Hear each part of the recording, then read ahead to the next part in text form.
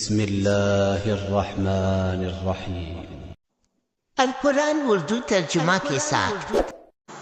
والذین کفروا وکذبوا بآیاتنا اولئک اصحاب النار هم فیہا خالدون۔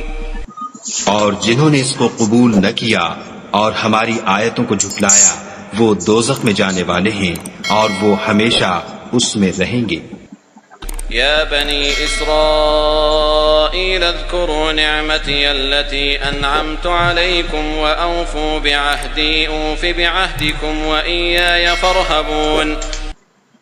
اے آل یعقوب، میرے وہ احسان یاد کرو جو میں نے تم پر کیے تھے اور اس اقرار کو پورا کرو جو تم نے مجھ سے کیا تھا۔ میں اس اقرار کو پورا کروں گا جو میں نے تم سے کیا تھا اور مجھے سے ڈرتے رہو۔